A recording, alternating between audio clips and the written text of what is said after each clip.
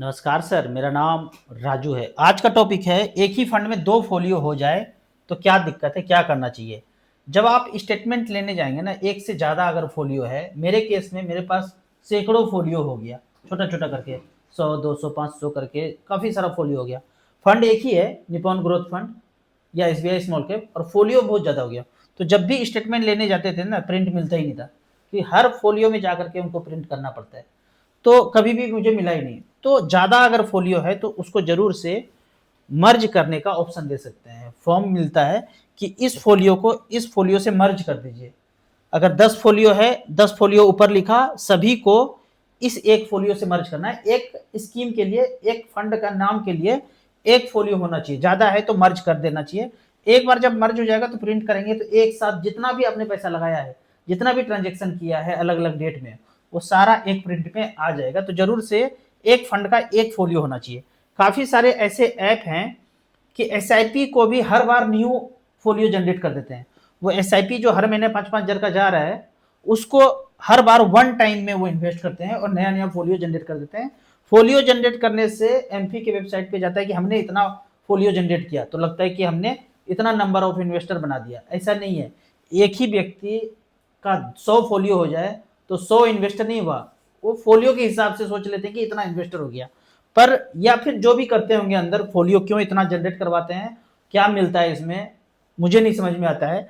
तो एक स्कीम में, एक फंड में एक ही फोलियो होना चाहिए। अगर ज्यादा है तो मर्जर का रिक्वेस्ट आप दे सकते हैं। दूसरा ये कि आपके पास एएमसी स्टेटमेंट होना चाहिए। ऑनलाइन इन्वेस्ट कर रहे हैं, कोई भी कागज आपके पास नहीं है तो ये दौर आ चुका है कि आपको स्टेटमेंट एएमसी वाला निकालना है, फाइल के अंदर सेव करना है और नॉमिनी को बता करके रखना है। सेम बैंक अकाउंट के केस में भी आपके पास 10 लाख 20 लाख एफडी वगैरह है, सबका जीरोक्स करके प्रिंट निकाल करके आपको फाइल में रखना है।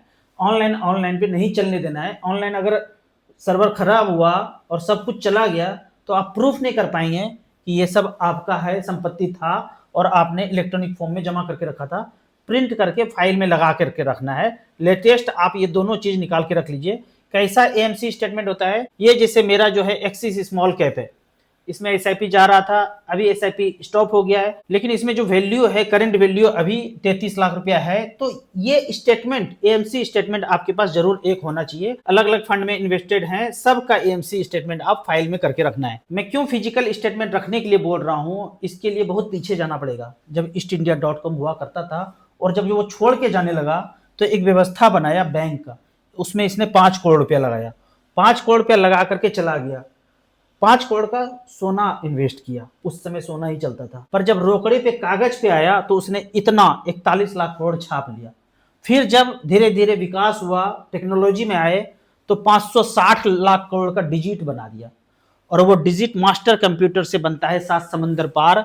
ये है इसका नाम, थिंक टैंक है। ये है जो 47 के पहले थिंक टैंक राज करता था, वो आज राज कर रहा है मास्टर कंप्यूटर डिजिटी के अनुसार। ये 560 लाख करोड़, भारत सरकार को इतना कर्ज, स्टेट को इतना कर्ज, कंपनी को इतना कर्ज, जनता को इतना कर्ज, मास्टर कंप्यूटर से। आपको 1 करोड़ चाहिए, 1 पे 7 जीरो, आप नहीं दे पाए तो आपका खेत जमीन सब लेंगे। इसको और गहराई से समझने के लिए आपको यह समझना है कि ये प्लॉट है 100 गज का, इसका रजिस्ट्री पेपर है, और मोबाइल में आ गया तो ई रजिस्ट्री हो गया। ये घर में फिजिकल बीबीजी हैं, एक बीबीजी का फोटो आपके फाइल में लगा हुआ है, वो भी बीबीजी का फोटो है, और मोबाइल में फोटो है तो ई बीबी हो गया।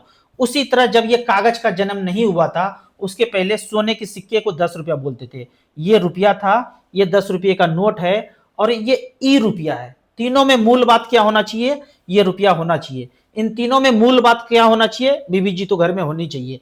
ये तीनों में मूल बात क्या होना चाहिए, ये प्लॉट तो होना चाहिए। जब आप लोन मांगे, 1 करोड़ रुपया मांगे, आपने रुपये का नोट नहीं मांगा, रुपये का डिजिट नहीं मांगा, कॉन्ट्रैक्ट में रुपया मांगा, तो ये मिलना चाहिए था। जब आप ससुराल बीबीजी के पास मिलने जाते हैं तो आपको ये बीबीजी दिखा दिया जाए तो आप क्या करेंगे, या मोबाइल में बीबीजी दिखा दिया जाए तो क्या करेंगे, आपको हर हाल में इसी बीबीजी से मिलना है। जब आप खेत पे फिजिकल जाते हैं, कोई आपको ये खेत, ये प्लॉट दिखा दे तो आप क्या करेंगे, यही दिखा दे कि यही है, सब कुछ यही है और इसके अलावा कुछ भी नहीं है, तो आप क्या करेंगे, आपको हर हाल में ये चाहिए। जब आप रुपया बोलते हैं तो ये मिलना चाहिए, रुपये का नोट बोलते हैं तो ये मिलना चाहिए, रुपये का डिजिट बोलते हैं तो ये मिलना चाहिए। गहराई से जो लोन कॉन्ट्रैक्ट आपने साइन किया है वो कॉन्ट्रैक्ट मांगिए, कि हमने लोन में मांगा था ये, तो यही मिलना चाहिए, ये मिला तो बेईमानी हुआ, उस पर आप फाइल कर सकते हैं। तेजी से आगे बढ़ते हुए म्यूचुअल फंड के कमेंट्स पे आते हैं। प्लीज सर, एंजल वन में एसडब्ल्यूपी का ऑप्शन नहीं है, क्या करें? हमारा जो डिस्क्रिप्शन में ऐप है एसेट प्लस का, STP, SWP, systematic transfer plan, withdrawal plan, सारे ऑप्शन यहाँ पे हैं। आप वहां जाकर के फंड को चेंज कर सकते हैं, वहां से यहाँ स्विच कर जाइए और सारे ऑप्शन आपको यहाँ मिलेंगे।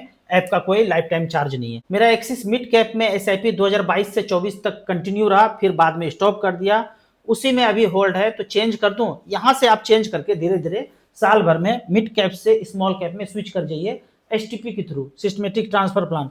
मान लीजिए आपके पास 2 लाख रुपया है, तो 10-10 हजार करके या 20-20 हजार रुपया करके 10 महीने में, 10 से 15 महीने में आप इसको एसटीपी कर दीजिए। स्मॉल कैप में जाएंगे तो बेहतर होगा लॉन्ग टर्म के लिए। मेरे पास 2 फंड है, निप्पॉन इंडिया स्मॉल कैप 5500, बंधन स्मॉल कैप 12,500, 15 साल के लिए कैसा है? दोनों ही फंड अच्छा है, लेकिन कुछ ज्यादा ही एक्सपोजर आप दे दिए हैं, तो यहाँ पे 6,000 करके डिस्ट्रीब्यूट कर दीजिए, 4-5 फंड ले लीजिए, बेहतर होगा। इतना पैसा काफी है, 5 फंड में इसको डिवाइड कर दीजिए, एक्सिस को भी जोड़ लीजिए, एचडीएफसी को भी जोड़ लीजिए, तो बेहतर होगा। एसबीआई लार्ज कैप में 30,000, एसबीआई कॉन्ट्रा फंड में 20,000 लमसम किया है। लॉन्ग टर्म के लिए कैसा है? जब आप लॉन्ग टर्म बोलते हैं तो लार्ज कैप से चेंज करके आप 2 फंड में मैं बोलता हूं, SBI large and mid cap और एसबीआई 250 इंडेक्स, 15-15 हजार करके डिवाइड कर दीजिए।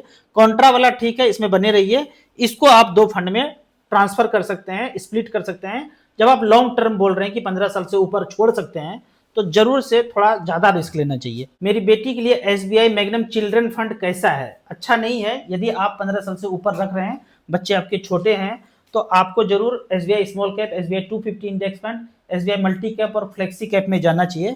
यहां से निकल करके आप इन कैटेगरी में जाएंगे तो बेहतर होगा। अगर एसआईपी चल रहा है तो जितना जा चुका है उतना वहीं पे रहने दीजिए। फ्रेश एसआईपी आप small cap, multi cap, flexi cap या 250 इंडेक्स में करेंगे तो लॉन्ग टर्म के लिए ज्यादा अच्छा होगा। 25,000 में पर मंथ का एसआईपी करना चाहते हैं, ज्यादा फंड नहीं चाहिए। 5 फंड बताइए कौन कौन से मैं करूं। उम्र 41 साल है। 5 फंड वो कौन सा होना चाहिए? अगर मैं आपकी जगह होता तो मैं इन फंड में, जिसका एएम ज्यादा है, Nippon India small cap, HDFC small cap, SBI small cap, quant small cap, DSP small cap, इनमें आप बराबर बराबर करके 5-5 हजार रुपया करके एसआईपी कर सकते हैं। जब धीरे धीरे पैसा आए तो और इसी में आप पैसा एसआईपी अमाउंट बढ़ा सकते हैं।